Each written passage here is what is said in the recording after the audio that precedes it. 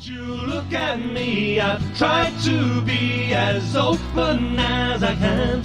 Why don't you look at me? I'm tired of being the invisible man. The invisible man.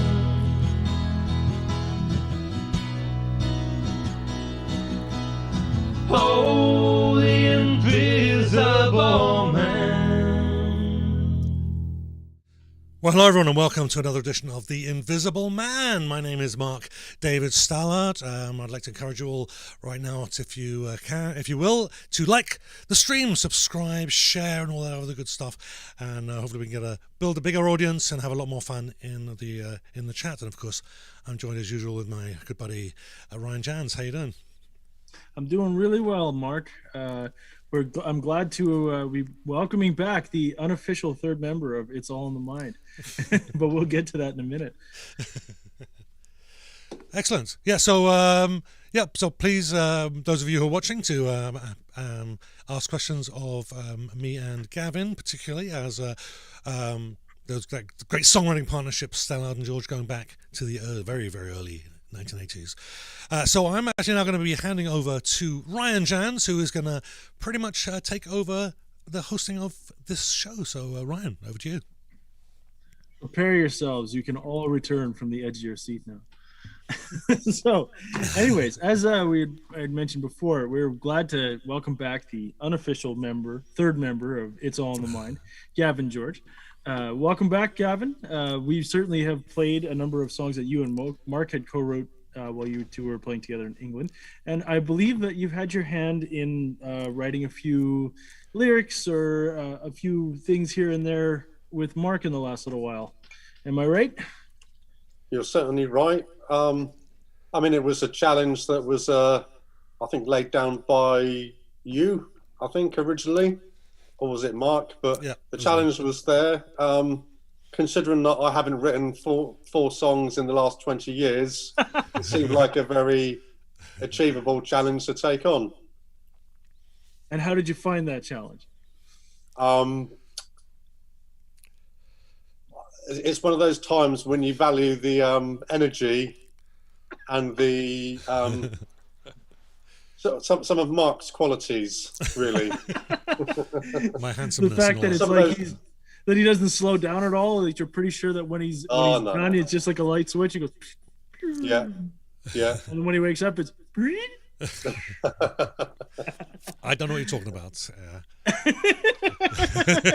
Hey, sometimes it takes that. I'll deny that. I deny that.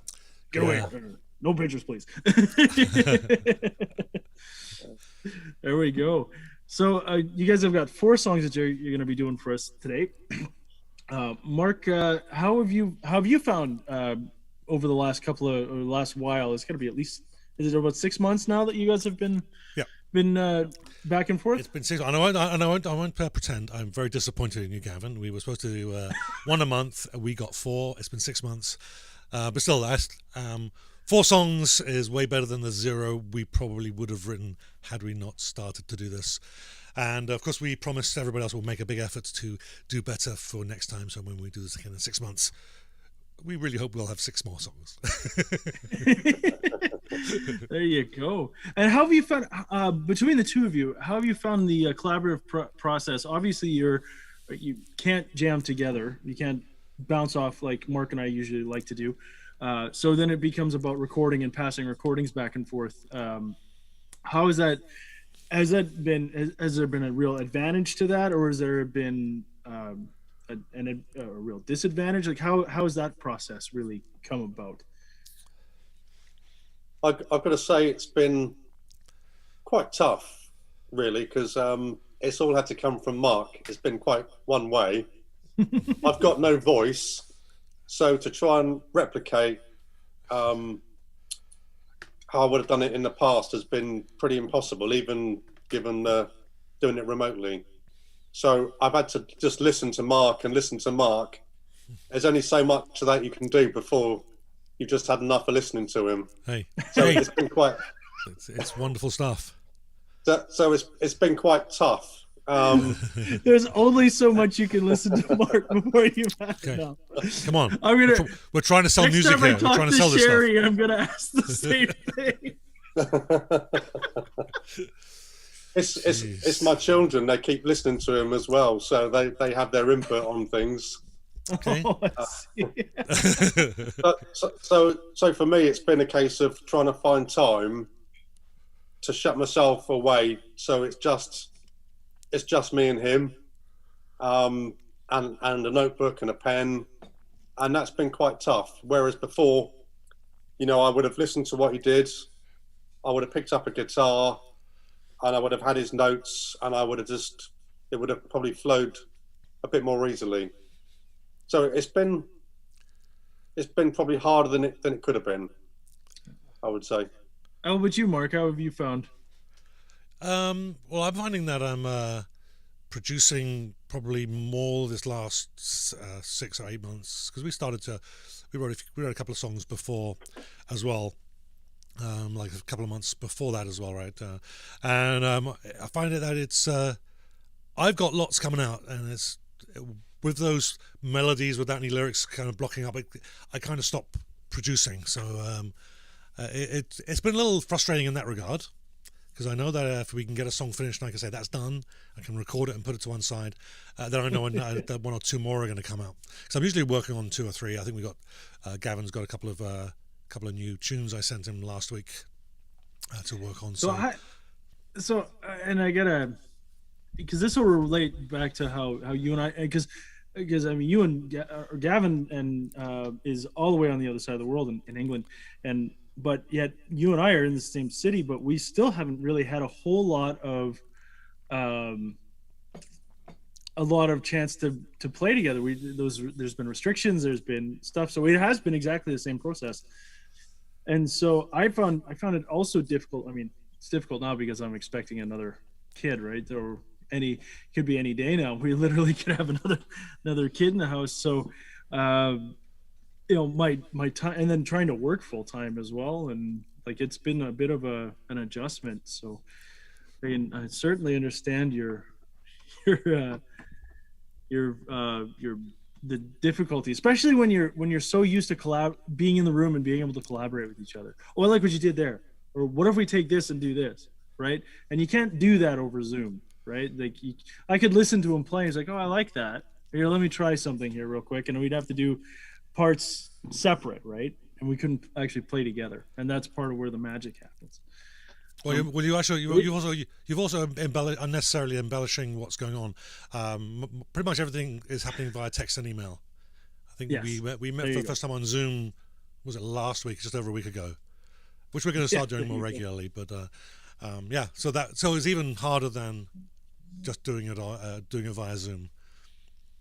As much as needing to have Mark chasing me up and saying, "Where is that verse? Where are these words?" Actually, the bit that's missing is when we used to write together. I used to think that I'd produce something that was rubbish, and then we'd share it. And sometimes it'd say, "Yes, it's rubbish," and we'd put it in the bin. But actually, when you're with someone collaborating face to face, it's easier to believe it when they say that something is okay or something is even good. And I think you can get a lot of courage from that, which, even though he's annoying, he can actually he can make you braver with your songwriting, with your lyrics or with the music. And doing it remotely, and especially as I haven't done it for 20 years, really, although he can pressurize me into writing stuff, he can't give me the courage yet, and he can't really give me all the inspiration in the way that he probably would have done when we were together writing. Whether that can come back when when I get my voice back and I can play guitar again, and when we got a bit more time, maybe that can happen again. But a lot of it comes from Mark, because he makes you believe that something is okay, and you should carry on with it rather than binning it. And I'd like to come back. You know what? I'd like to come back to this actually as well. I think what did I say? I think this is the last song that will be. I was going to check the notes. What order I have them in? Yeah. So a song that working title, definitely not Skipper Jerry. We're going to do at the end. And this is a testament to that kind of idea. Is that there's almost always a gem in something that Gavin presents.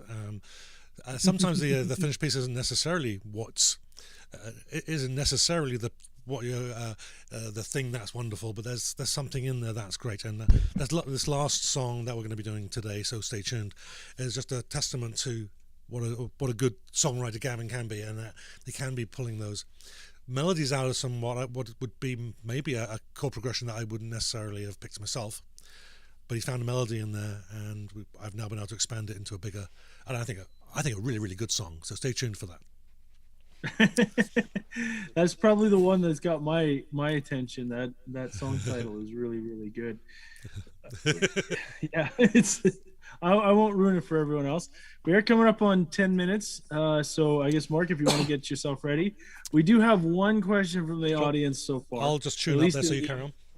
Yeah, especially if you're in the official Off the Invisible Man page. This is coming from our good friend Muttley Woods. I hope I'm saying that right. Rays, I think. Rays. Anyways, mispronouncing people's names is my thing. So, Muttley, sorry. I know you won't be that mad. The classic question for you, Gavin. Sausage sarnie or bacon buddy? What do you think? Bacon butty all day. There isn't even a hesitation there. With tomato ketchup. Oh, okay. So, all right.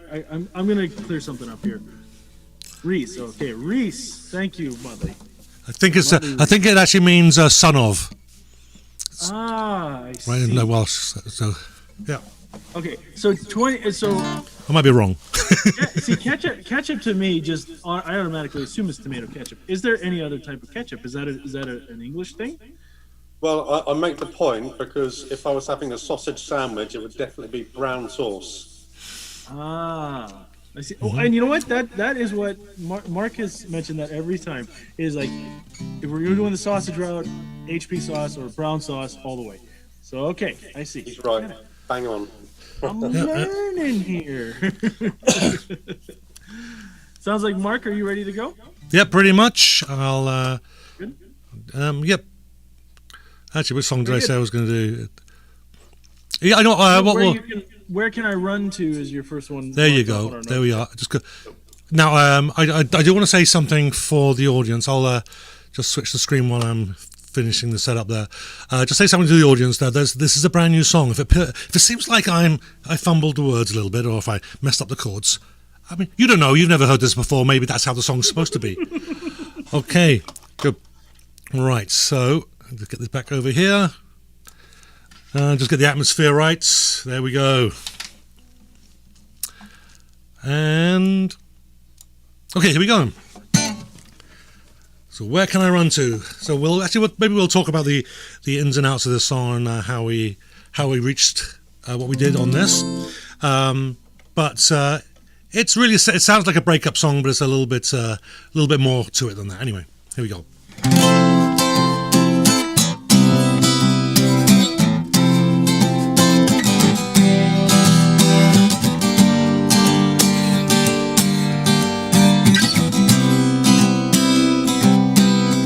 It's as pretty as a dream, a landscape so green and enticing. Look up to the sky, it's clear, collecting from the breeze, a gifted pen with pollen-filled brushes, creating beauty. Hold only for me, a dream. Where can I run to when the only place I want to be is here? Waking to the breeze, leaves flowing down, brown and autumnal. Seasons come and go, they've gone,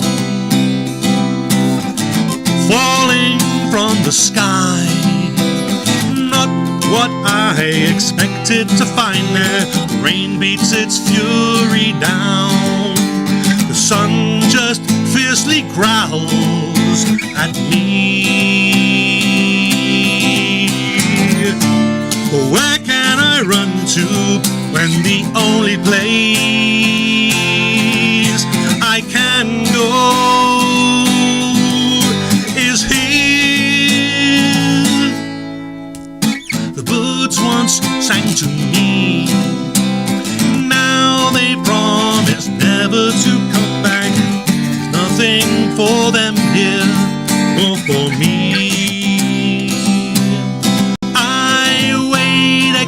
Expectantly to see the leaves, but as they once promised, autumn's vengeance turned into winter's eternal victory.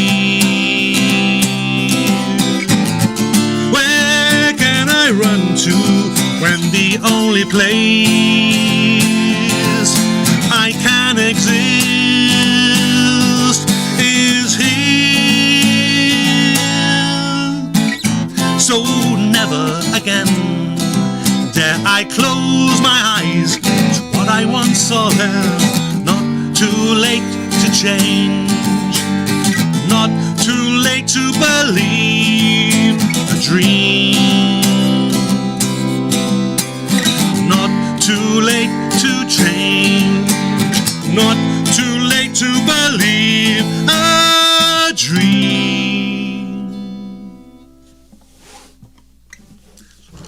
Here we go. Thank you, everyone. Great, that was a great tune. So I guess we can start. Let's start deconstructing it. So obviously, it's something. It's a song about change. Something has obviously happened, and there's some regret in the change. Is that am I reading that accurately, or how would you describe the song? Yes, actually, it started off as I was coming up with the melody and whatever, and it took me over several months to kind of get to where I wanted it. All I could think of was Mary Poppins feeding the birds from. Okay. What show was that one? See That that was now. Mary Poppins, right? And I always thought that it would be just a nice little soft love song. So I handed it over to Gavin, and he says, "I want to do it about climate change." So over to Gavin. Climate change. Oh my goodness, dicey topic here. We're about to find out how many of our friends are actually going to be our friends after this one. so let's dig that a little deeper there, Gavin. So when you're talking about climate change, is this reminiscing about like home and how home is changing due to environmental impact? Like how's this all shake out? It's personal in some ways that I feel like that. When we used to go and play our guitars, we used to wander out into forests and woods and parkland and nice places that you can't find anymore. And I go around to where Mark used to live, and it's houses, tarmac, and those things aren't there anymore. But I also work in a business where we have to deal with the effects of climate change, and whilst people won't necessarily agree with everything that I believe, it's undoubtedly a fact that we're losing the world that we know and the world that we love. And what are we losing it to? We're losing it to greed and corruption in the main part. Mm-hmm. We're losing it to a destructive hand of man that people can't really see as working. It works so cunningly and incrementally, but you can't put that into a song. Mark's put it into a nice. He's created a song there. And Mark's written 80% of this song and created a theme, and I've just tweaked it a little bit to try and have that message in there, really. I mean, the main thing I'd say about this song is it's got one of the lyrics that I'm most proud of, which is about pollen-filled brushes, which Mark wrote 30 years ago, and I managed to recycle it. But for me, that says everything, because the bees in the world are being destroyed. We don't have bees to pollinate our plants and to feed the people of the world. They're diminishing, and and we have to value things like bees. And certainly, for me, being able to reuse a lyric like pollen-filled brushes, and seeing how Mark and I don't go to church and don't share the faith that we did many years ago, but I used to believe in God sort of expressing himself with that pollen-filled brush. I think that's where the lyric came from, but I think that lyric is still just as beautiful today, whether or not you have that faith. Yeah, we can just add that extra layer of complexity, I guess. So that lyric actually was because at the time I was doing a lot of watercolor paintings, a lot of landscapes, and so I was always thinking about loading a brush up with water and with paint, and it just kind of made sense. And I think it was a little bit tongue in cheek, even because it sounded a little bit pretentious at the time, and I think it probably still does a little bit. But when Gavin, so there was a little bit of back and forth, and it was Gavin wanted to do the climate change, and I'm like, how do we do that without being preachy? It's like, I don't even know how to do that. And then I think Gavin got a little bit stuck and then threw it back at me. And it was just one night. Probably we were on it for weeks and weeks, sitting on it. And one night I was strumming my guitar while watching YouTube videos on the TV. And it just suddenly occurred to me, well, I should wrap this as a love song, but show the place slowly degrading and use the chorus to do that. So the chorus ends slightly differently each time. The first time is where can I run to when the only place I want to be is here. And the second time is when the only place I can go is here. And then the third is the only place I can exist is here. So it kind of escalates. And the last verse is a little bit preachy, but I don't think I could get too far away from it without. I needed to bring it back a little bit. But that was it. And I texted Gavin. I think I figured it out. And I was all excited. Then the next day, I think I pretty much finished it up. But I was inspired by Gavin stealing some of my lyrics.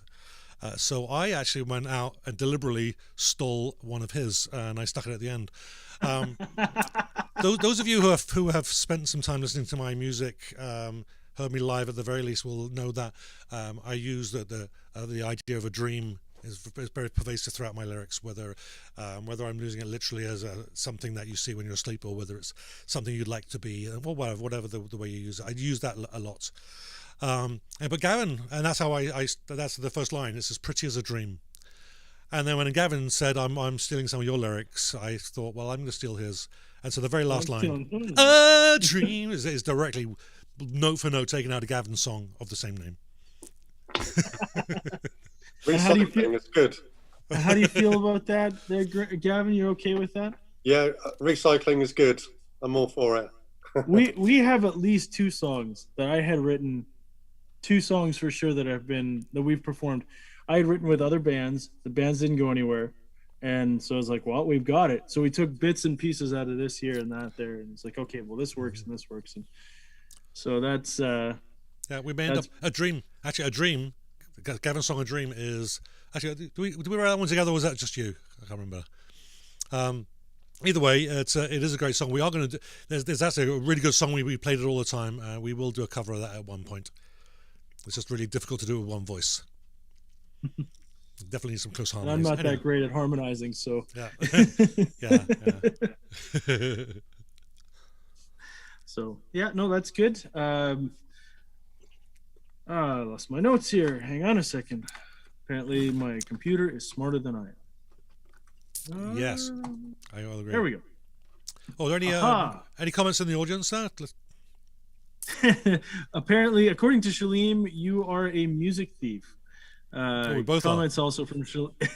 we both are. But you're only stealing from each other, so it's all kind of even. Right? We'll call it that. Well, I did it as a joke, but it actually really fit really well.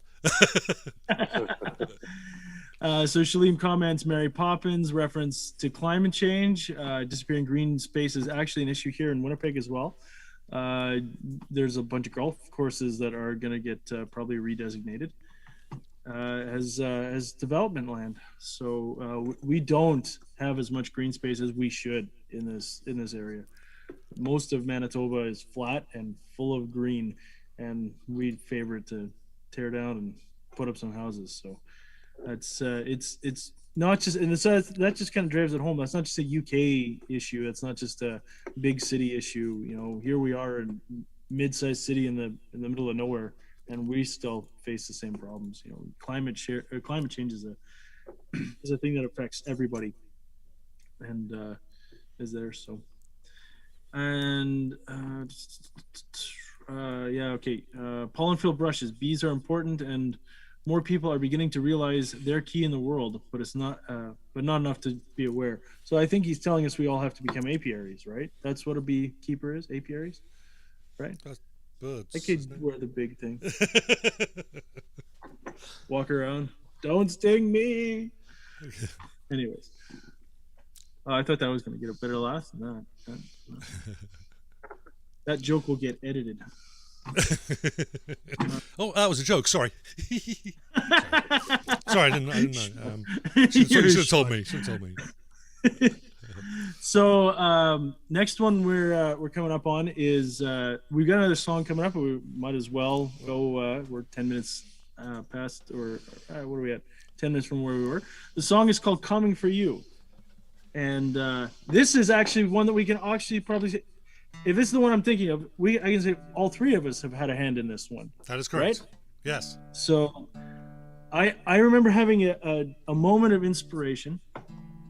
Like, I don't know when I actually sent it to you, Mark, but I was like, here, I want to do a song around this. And I sent a completely, like, it's just several different things. I had like multi-track guitars with harmonies, and it sounded totally different than what you're about to hear. But the main core of the sort of the, what would you call it, like the bridge or whatever it is, all stayed the same. But yeah, I won't. We can break it down for sure, as we did. Oh yeah. After the song, we'll calm it down. If you like. Step it back. Right, let's get me on. I will steal it. Now I'm going to get that back over there. Right, so the lyrics are a little confusing. Not confusing. There's lots of lyrics. So Gavin, be prepared to defend these lyrics. Okay, so maybe look them up. Make sure you have them in front of you for when we're done. Okay, Coming for You. This song is very much, I think, a product of its time. We will go into it a little bit deeper afterwards. Anyway.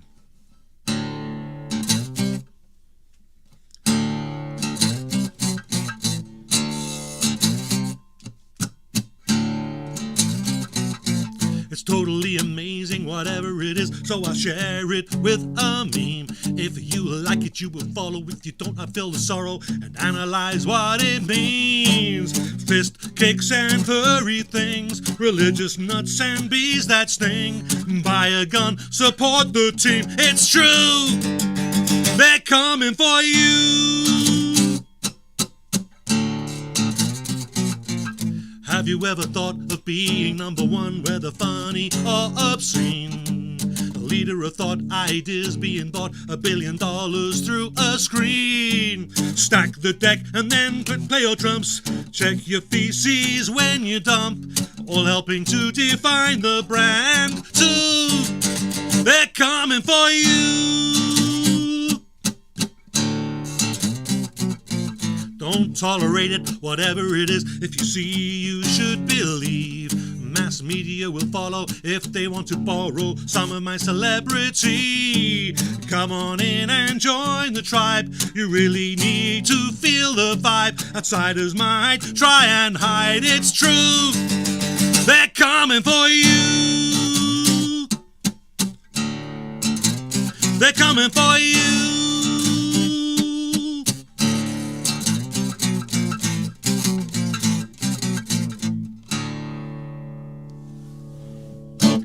There we go. Hooray! That was great. So that was actually, get on back. that was actually a little bit short. So we do have a. Maybe I'll just. What's going on there? We had we have the song a bit longer. We have recorded this already. We're just working on the final mix.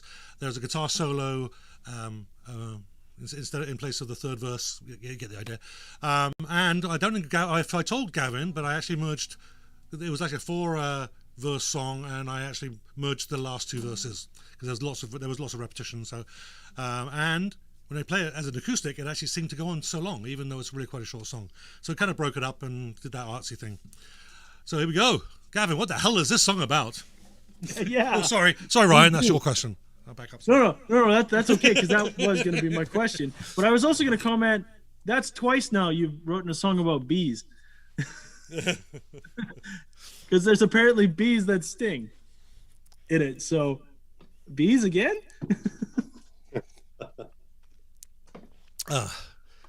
Really? I'm gonna look at the words again. Were there bees in there? No, but do tell. What was your motivation behind writing some of the lyrics of this song? I think when I was supposed to be contributing my bit for the song, I was distracted, and I was looking on social media. I don't spend a lot of time on social media, but when I do, I'm looking at complete rubbish. And I was finding myself getting text messages from Mark, where are these lyrics? But I was too busy, preoccupied watching street fighting, cookery classes, people telling me what vitamins I should take and doing yoga and things like that. And I thought, what am I doing with my time? And I thought, well, actually, I'm just getting sucked into where people want me to be. You know, these are people who, for their own reason, are trying to build their profiles. And I do the same thing myself on social media when I go on there.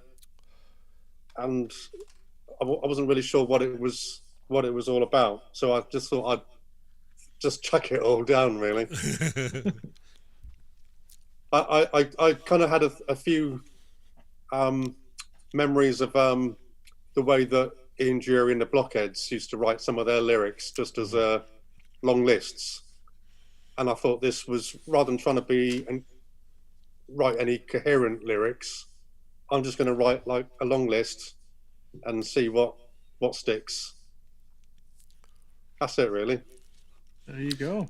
Yeah, actually, there was so pretty much as I mentioned before. There were four verses there, and I'd recorded it, and I would keep listening to it, thinking this just seems so long, and I hadn't realized until after I recorded it for the CD, because this is actually going to be on our CD, that I realized that it's only like 2.5 minutes as is, but it actually seemed a lot longer. I'm not sure if that was just because it was non-stop, exhausting listening to the long lists.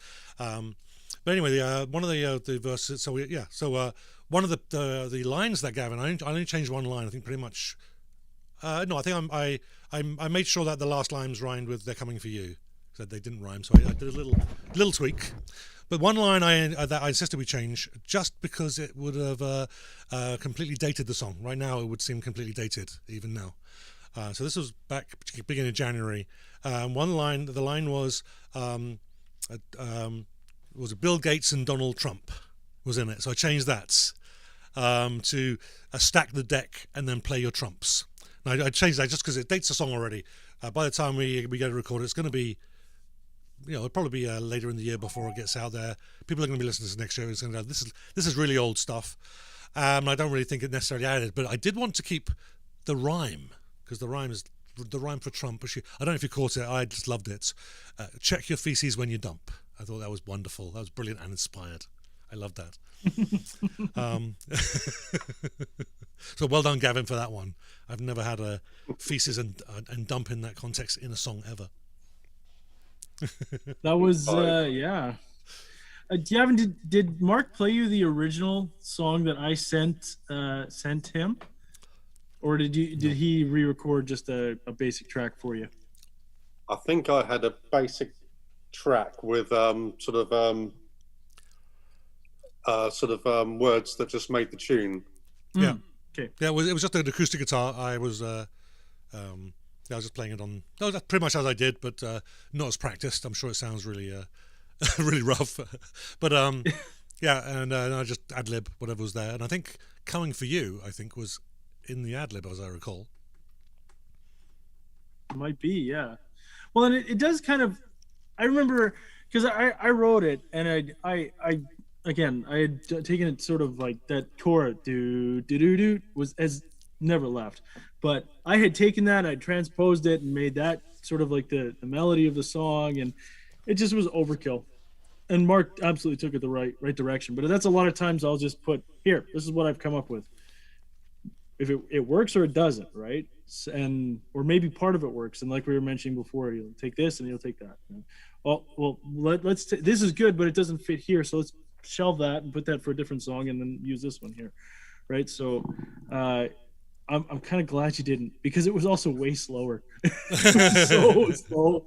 Oh, I found a recording on my Mac here. It's so slow. I was like, what was I thinking? Why was I thinking it would be good like that?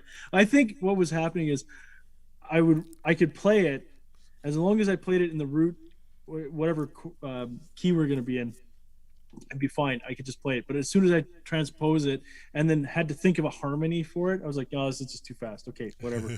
You get the idea, right? So I'd have it harmonized in the third, I'd have it harmonized in the sixth. Like, it was just too much. It's like, okay, so I need to clear. I just need to clear something up. Sorry, Gavin, let me just interrupt you for a sec, and then you can carry on. I just wanted to clear up something, a little confusion in the comments there. The lyric is not fist cakes and furry things. It's fist, kicks and furry things.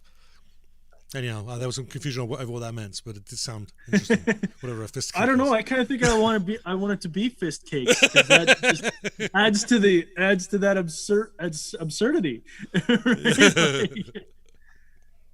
But it does. Shalim goes on in that comment where he says, "Part of me wants to know what a fist cake is." Me too. So if anybody knows, put it down in the comments. So that's fine.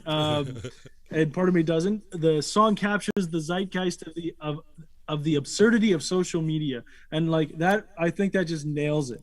That sort of frantic chaos, like it's at the speed of light kind of stuff, and all of a sudden it's like, oh, everybody knows what kind of ice cream I got because I'm sitting there like this. Like here's my. Who cares? Who cares what kind of ice cream you have, right? Remember the days where you're like, hey, how's it going? Oh, good. What'd you do today? I got ice cream. Oh, what kind of ice cream did you have? Mint chocolate chip? Okay, and that was it. It's not like you're not trying to get, you're not doing this. You're like,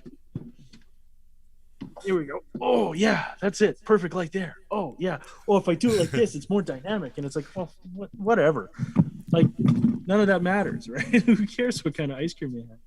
So, and then you have to go to swing it the other way from like the completely mundane to the actually important, when you have presidents and prime ministers and leaders who are purposely, manipulating things and trying to like it.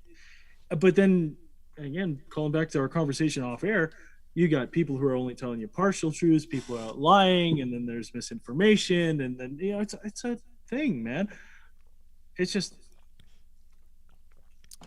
Yep. Remember when the internet was all just like web crawler, and you could just like, you heard the little modem screech, and you're like, I just want to look up a picture of my favorite TV show. There's the A-Team. There's the A-Team. Haha, look at Mr. T. Remember when that was all the internet was? Not no more. So I was just going to say on that song, I don't normally use irony in my lyrics, even though I'm English. But I tried to capture it with that. It's totally amazing, whatever it is. Yep. We're just so full of hyperbole about mundane things that it really annoys me. But the other thing I'll say about that song is my children, whenever they hear Mark's voice or they see his image somewhere now, always. He's coming for you. Lovely. Yeah. So, according to Motley, Fist could be getting punched in the gob. Those pictures better make an appearance on the news feed later, Ryan. No. We're about to have another baby. So everything in my life is puppy dogs and rainbows. I don't care, whatever. It's like I got better things to worry about. So okay, there's a comment. Shalim is I think it was like replying to Muttley. Will these new songs end up getting recorded and made available for purchase on Bandcamp? Take my money, please. Two of them already have. The first one and that last one, which would be the first two, I guess, right, have already been recorded, just waiting for the final mix. And because Ryan is going to be out of action for a little while, I don't know how long it'll be before we'll get enough songs for our planned full CD, but we may have to just make some different, make some changes, maybe mix up those songs and do it slightly differently. But two of them already been recorded.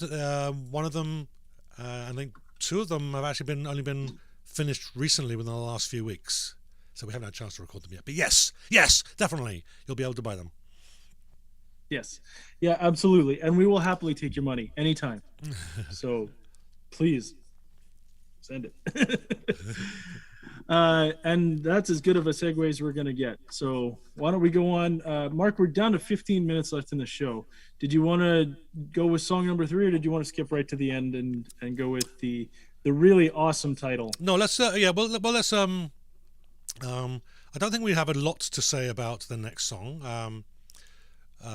It's an important topic, but I suspect they'd like to play both. So we'll do all four, and we'll talk about this one. And if we go a couple of minutes over, let's go a couple of minutes over. Sure. All right. Yeah, we probably started a few minutes late anyway, so that's fine. Just trying to be. Yes, let's do that. Trying to be mindful. I need to get my stuff. Okay, I'll get my stuff sorted here. Oh, yeah, vamp a minute. I got to retune. Sure, not a problem. Is there anything you want to add to that little, what would you call that escapade there, Gavin, to that song? I got no idea. That is a fair and honest answer, my friend. I don't know how you segue from one to another. Especially when you don't know what's coming. Yeah, exactly. There you go. Sometimes it's preposterously connected, but those are often the best segues, right? Just okay. Okay, I'm ready when you are. All right, take it away, Mark. Okay, here we go. Right, so get everything lined up. So the song we will talk about in a bit, but it is actually a song about encouraging somebody to get out of an abusive relationship. The song's called, well, actually I'm not sure what it's called. It's either called Find a Way or Run Away, or both. Anyway, comments what your preferences are in the comments, please. Here we go.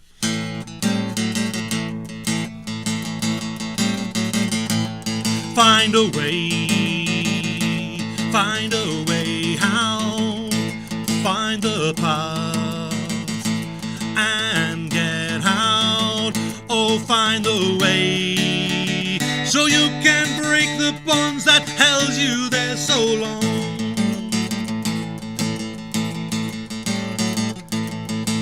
Manipulators, they hide there, they criticize and they ensnare. Gotta find a way and leave the toxic ones behind. Everyone else can see the signs. There's nothing for you there. So find a way. Yes, find a way.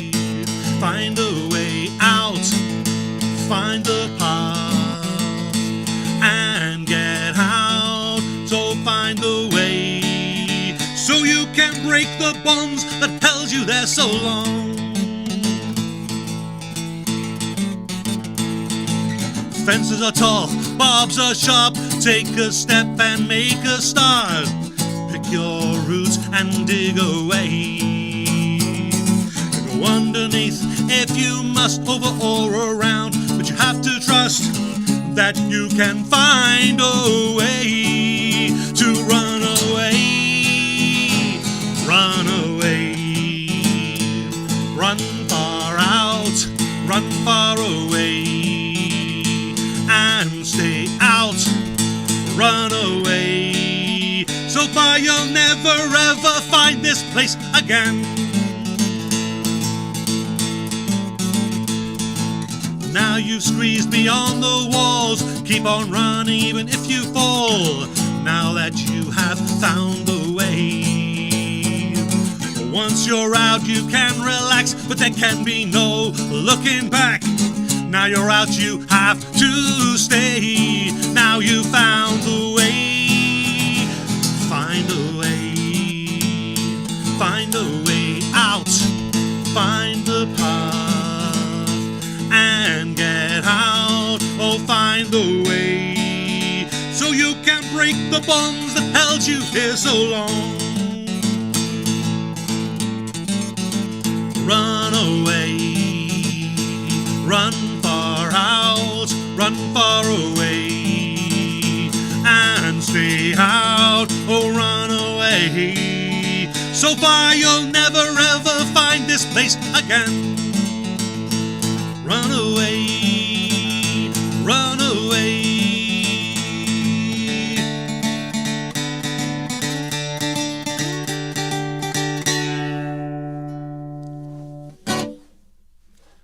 Thank you. Oh, be quiet, please. You're too loud. Oh, yes. There we go. Here we are. So interesting enough, that's a great. I don't know. It's just a great song for anyone to be encouraged to get out of a bad relationship. I don't know if everyone else is aware of. There is something, if you are, because we all communicate visually now, mostly through social media and through Zoom and stuff like this. If you ever see anybody do this in a video, call the police and help them get out. That's sort of like a universal sign for like, I'm in trouble. This is like my partner's hurt me or something, right? And you can't say anything, right? Can't call. So it's like this, the hand goes up, thumb in, over, you call the police immediately for them. So the more you know. Okay. And yeah, that was like some heavy dope there, man. Seriously. Yeah, I think when I ad-libbed to when I did my presentation to Gavin, right? So I recorded, just did a rough recording, as usual. I think that I had no idea what the song was really about, but I think that we had "Run Away," "Find a Way," and maybe "Run Away" was already in there. And that one line is to break the bonds that held you there so long. And then I kind of threw it to Gavin. And then Gavin started on it and then promptly stopped. I don't know if you want to address that, Gavin, or not. That's a bit too personal. Yeah, I had a slightly different angle on the lyrics when I started. It was talking about how people feel about themselves. So I think that the lyrics address that abusive relationship, but I also had in mind how people feel about themselves and how they want to get away from their own past or their own perceptions of themselves. And often people struggle to find a way. Yeah. And for me, that was the I wasn't sure whether the lyrics should encourage them to find a way or encourage them to understand why they're looking for a way, or just to try and understand what the root cause was. I really got no idea, but we kind of just, hopefully there's something positive in there that people can find if they should hear it.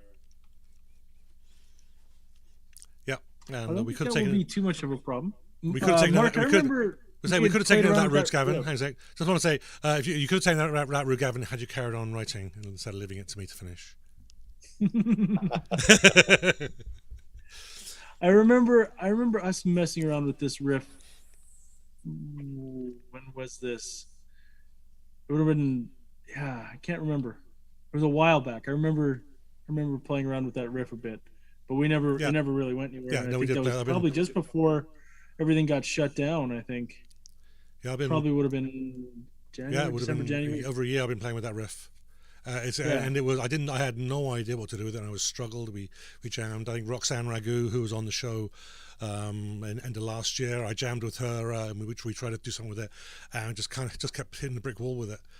So if there's anything to take out of it, just keep trying. If something's good, you like it, just keep poking away at it. You will crack it eventually.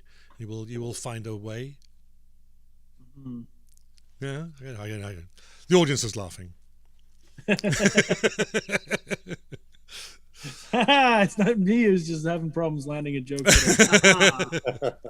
Well, I gave you the face. I gave you the face. I'm making a joke. No. Oh, I was distracted by all the shiny lights. This, Light my lights no. Well, there's that. The mood lighting. No, I have all kinds of bits of detritus and stuff on my desk. So if it ever looks like, I tend to be like fidgety, really fidgety, right? And so if I'm sitting there like this or whatever, I probably have something in my hands, and I'm doing something like it's just a weird tick that I have. I'm fidgety, so. And I was distracted by the detritus on my desk. Just like there's like patch cables and like Velcro and like the whole thing, right? So, anyways, we're coming down to the last bits of the show here. So why don't we jump? I just want to. There's a question from the audience, and it's a little confusing whether Muttley said this or Shaleem, just the way it shows up in the chat. Is it possible to get the topic of the song across through allegory rather than direct counsel? The answer is yes, of course it is. But this song, I think we took that track, and I tend to use allegory more than I do direct, because it's really difficult to be direct and not come across as preachy. I don't think this did, but there's always that danger. So yes, you can, and I think in this particular case, the encouraging someone to get away and run away, I think, took precedence over the subtlety of what it could have been.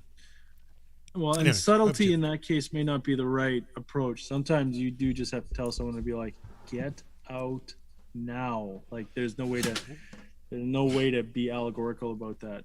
Especially if you're somebody that you have, you care about, and you don't want to see them continue to have their life destroyed by this. So it's like sometimes allegory isn't always the right thing, but it definitely would be something to consider, I suppose. Or for future songs and along the same line. But that brings us to our last and final song that has the best title. It's right up there. One of my favorite tunes in the 90s. This is the title of it, okay? Is Standing Outside a Broken Telephone Booth with Change in My Pocket. Wonderful title. This one's definitely along those lines. It's called Definitely Not Skipper Jerry, parentheses, like it used to be, or one more chance. Yes, yeah. So definitely not Skipper Jerry is not a suggestion for the title of the song. It's the working title, and we'll talk about that afterwards. Actually, maybe just introduce it quickly. It's Gavin wrote a song many moons ago. I really like the verse, and just literally a week and a half ago, I started thinking I want to do something with that, and we'll turn it into a bit more of a love song. This is anyway. So we'll talk about the original song, and the Definitely Not Skipper Jerry is a relationship. It is actually reference to the original song. We'll talk about that when we're done. Okay, so let's get moving. And if I can find wherever we are, there we go. And set the mood lighting. Yeah, this is good. Okay. So the real options, I think, for the verse is One More Chance or Like It Used to Be, or make some suggestions in the comments. That would be great as well. Let me get everything in line. Here we are.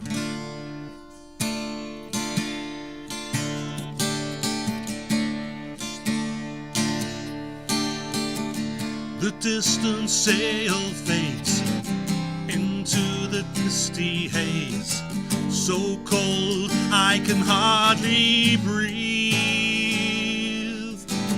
Standing on the shore, I am marooned once more. That was as cruel as the cruelest sea. Give me one more chance to to try. I wanna make it right, wanna make it good, wanna make it like it really should. I have to give it one more try. I'm gonna make it right, gonna make it good, gonna make it like it used to be.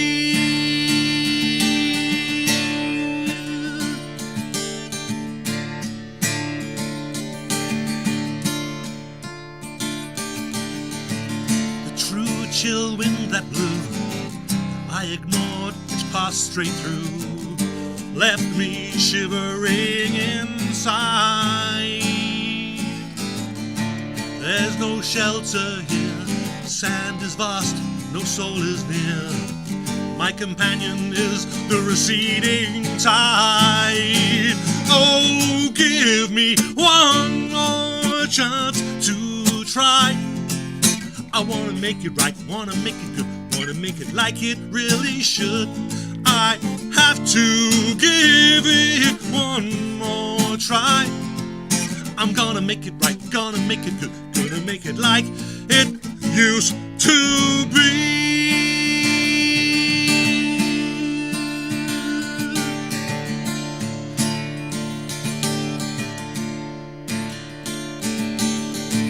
Fog is in my eye, mouth is full of brine, deafened by the ocean's roar.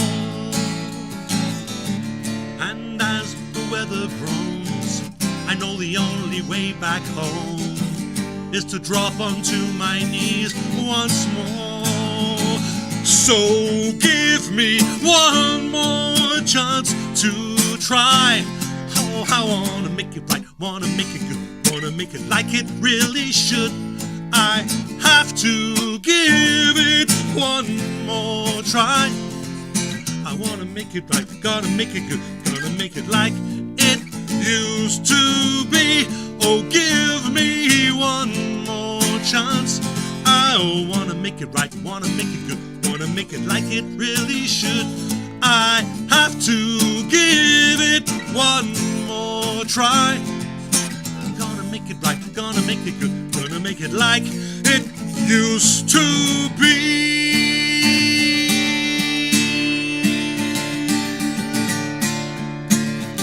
Used to be.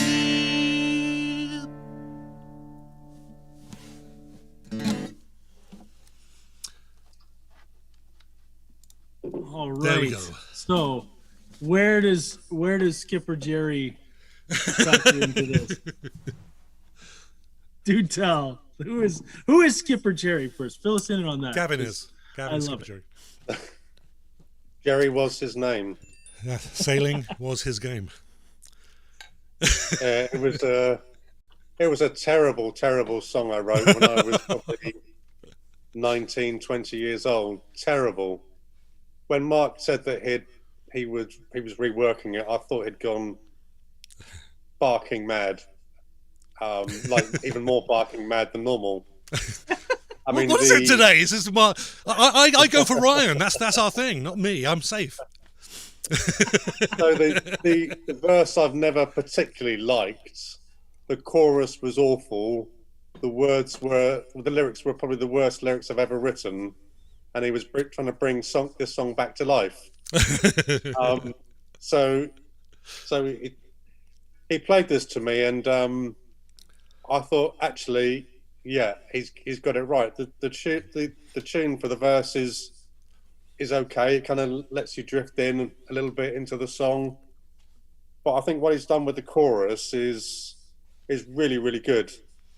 The start of the melody line in the chorus, and then the more rhythmic bit at the back end of it, I think it really complements the verse. What he's done with the words there as well just brings it together. So, is he barking mad? Yes. But has he done something good with this song? I think he has, yeah. It was actually one of those songs that rarely happened to me. I kind of knew what I wanted to do with the melody before I picked up the guitar. I was actually, for my day job, I'm a long-distance PC desktop installer and decommissioner. So I do a lot of driving. And I was actually driving through Kenora which is a long way away from here. And there's lots of lakes. Although they were frozen over, I started thinking of Skipperjerry, and I started humming along and just ad-libbing some lyrics. And the chorus actually came to me in the car. And it's very rarely that I will come up with a song where I've got no way of recording it and still remember it when I get home. So it kind of stands out. And then when I got home, I couldn't wait to. I couldn't quite figure out what the chords were for the verse. It's very simple, but Gavin throws in a bloody G minor after an F or after a C, which kind of I wasn't expecting. So I immediately contacted Gavin. Hey, what are the chords for Skipperjerry? And I did that. So I was imagining him going, "What? You're crazy." Anyway, yeah, that was a song I enjoyed right through from beginning to end, actually, and it came out better than I was hoping. So I think you can really notice a lot of that real folk in there. It kind of almost made me think of Donovan. Remember the folk singer Donovan did that Atlantis song, where that idea was like, it's not the most overly complex technical song, but it really moves a story along. And when you think of the song Atlantis by Donovan, it's 4 chords through the whole thing. That's it. Just I think it's E minor, A minor, D, and G. I think. I could be very wrong. Someone will correct me in the comments if I'm wrong. I know they will. Yeah, possibly. But what's funny actually is when is he having a moment of inspiration there, Gavin? Oh, he's right. When we were younger, Gavin and I were talking about this last week because we had a private Zoom conversation last week. And we were talking about just how when we were young, I would personally try and get as many chords into a song as I could, just to, whether or not I needed it, to add some color, and it would be fairly complicated, and actually, and would often end up with cramping my thumb because I'd use barre chords all the time. I still have that problem.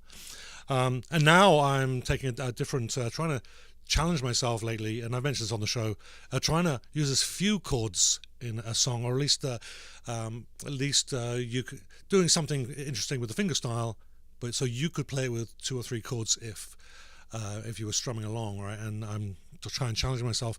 And I think what I said in private was, the analogy was when all the gaming systems went 64 bits. I thought that I always thought they went there too fast. That they hadn't quite got everything out of the 32-bit gaming systems. And then, of course, Donkey Kong came out, and Super Nintendo, which is a 32-bit, proved that there was a lot more yet left to do. And I'm kind of in that position there with the songs, is that I don't think that we've done everything we can do with the magic 3 chords. So I'm still trying to find that out. Like couple of the songs we've got on the upcoming CD, I only have the 3 chords, and I've done that deliberately. Anyhow, but it's kind of interesting that it's just how we used to be, and kind of how we are now. I'm taking a completely different approach. It's a lot more thoughtful, a lot more analysing it afterwards rather than just dump it down like we did with songs like Skipperjerry, and then that's it, and then you move on to the next thing, right? I'm sure Skipperjerry would have been a great song had we worked on it, but we were done. Move on to the next thing. Anyhow, that was a long thing, wasn't it? He's like, okay, and we will never mention Skipperjerry again. Well, actually, if you're going to not mention the correct title is The Ballad of Skipperjerry. The Ballad of Skipperjerry. Yeah. And don't ask him I wish I had a recording of that. I'm really curious about this now. Well, I've got the lyrics. I just can't remember the ballad. It sounds like. And in the third verse, Seaman Hugh turns up out of nowhere. I don't know where he came from, but maybe he was hiding in the hold. You never know. And we probably never will. So, we're right at the top of the hour here. But we have a question. We have a question that's important do. that must be answered. Shaleem is asking, I take it these questions will be added to the set list for live shows. Yes, they absolutely will. For sure. Yes. As soon as we're able to learn them and get proficient at them so that we can perform them well for you. Yes, absolutely, 100%. And I will even bring my lights with me to the next show as well.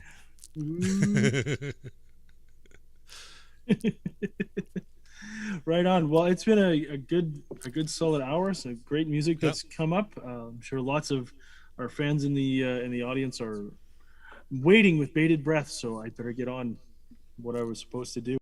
So there's that. Gavin, thank you so much for joining us again. It's wonderful to reconnect with you and take a few jabs at Mark. That's always a fun.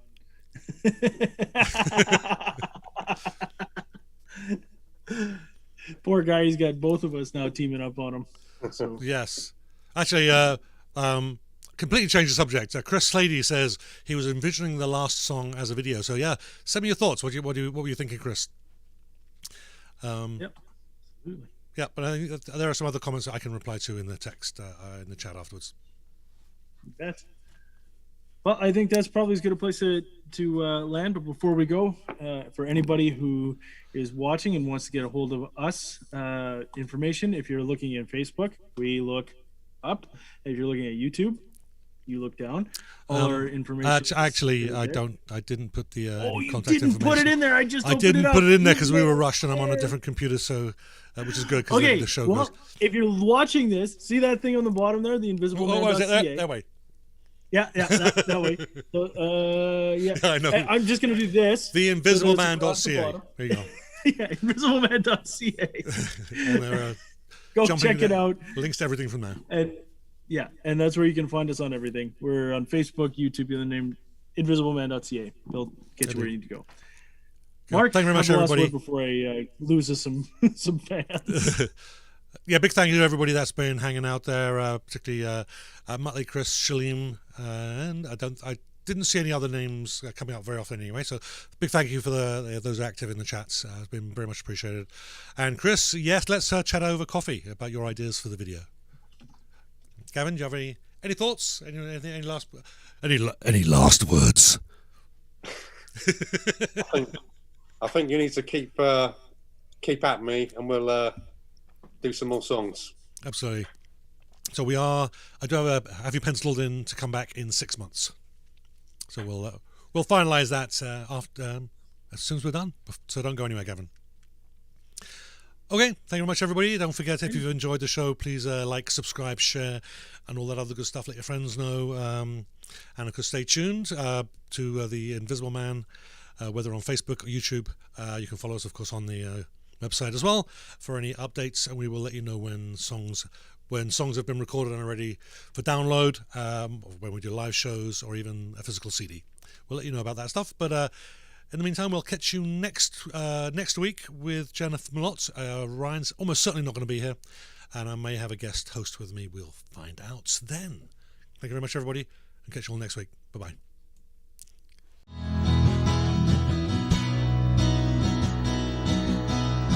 Oh